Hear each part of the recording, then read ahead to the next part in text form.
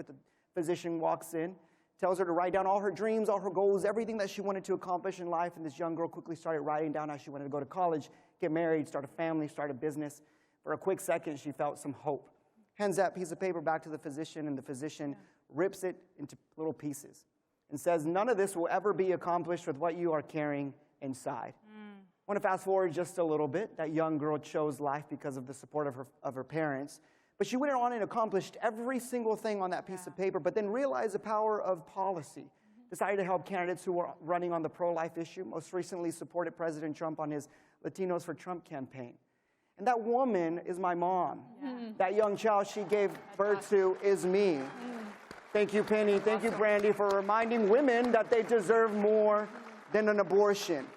But Brandy, I want to talk to you about your End Abortion Abuse campaign that I know is going to help future Betty's, who's my mom, and provide support for future Abrahams in this world. So talk to us about that. Well, what that doctor did to your mother was coercive, and it was wrong. And it happens to women. Typical. It's a typical situation. We hear stories, even though this was unique to you and your mom, and what a beautiful outcome, it happens all the time.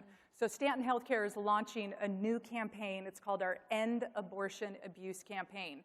And this is really significant. Studies show that at a minimum, 1 million women nationwide have undergone abortion abuse, okay? That dwarfs the Me Too movement and what Harvey Weinstein and others did to women.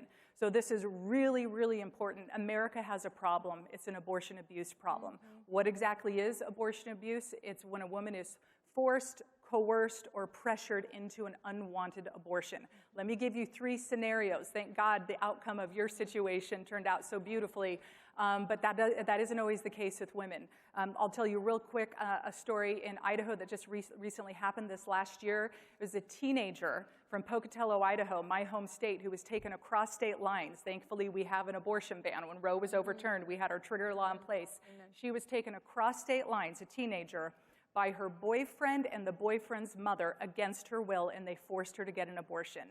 In the court documents, the affidavit says that she communicated clearly she did not want an abortion, and she was overjoyed to have a baby. This was done without her parents' knowledge. Thankfully, the parents did find out, and a mama bear is not very happy at all. And so they have pressed charges, and this boyfriend and mother are being prosecuted, and it's going through the criminal courts in the state of Idaho. That's right. This baby deserves justice, and this mother deserves justice. Again, there are tens of thousands of women nationwide that endure situations just like that.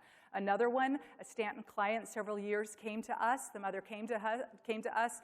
She had to come in after work at 8 o'clock at night so her boyfriend wouldn't know. Our sonographer stayed late. Our nurse stayed late, did the ultrasound. The mother started crying and said, I don't want to do this, but I have to. And our nurse and sonographer said, what do you mean, do what? She said, get the abortion. They said, you don't have to get the abortion. We'll help you. She said, no, you don't understand, crying. I don't want to do it, but I have to do it. And they said, no, you don't have to. One more time, I have to do it. They finally got her to admit her boyfriend the night before had put a gun to his head and said, if you don't abort this baby, I'm going to kill myself. That's abortion abuse. And when a weapon's involved, either he's going to kill himself or he's going to kill her or shoot the baby in the womb, we don't know. But thank God we were able to come alongside her, and we were able to get her out of that abusive situation. We were able to get a police escort so she could get her belongings, she could get her dog, get out of that situation. And her little girl, Paulina, who I'm allowed to share her name, is 14 years old today. Amazing. Another beautiful story. And you may have heard, right? Isn't that amazing? One more story to show how common this is. P. Diddy, he's a musician, an artist. Recently, there have been several women, ex-girlfriends, who have come forward. There are at least 2 who have said, he forced us to get abortions. He was mentally, verbally, and physically abusive and forced them to get abortions. So there's the act of abuse leading up to the abortion, and then there's the actual abortion, which is a criminal act. So our heart with this abortion abuse campaign is, number 1, abortion trauma is real. We can't turn a blind eye to it. Planned Parenthood has normalized it and enabled it. We cannot do that anymore as a society. Number 2, if you are a victim or a survivor of abortion abuse, we believe you, we stand with you, and we will not abandon your stories, and there is help and hope. And number 3, We have got to end abortion abuse as a society. So we are working with lawmakers on a federal level, a state level, to enact legislation that makes sure that abortion abuse is treated as the crime that it is. We are right at the beginning of this campaign. We're building our website right now. Write it down, put it in your phone, endabortionabuse.com. The site will be live soon. Without even being officially launched, we have 2,000 affidavits of confirmed, documented cases of abortion abuse.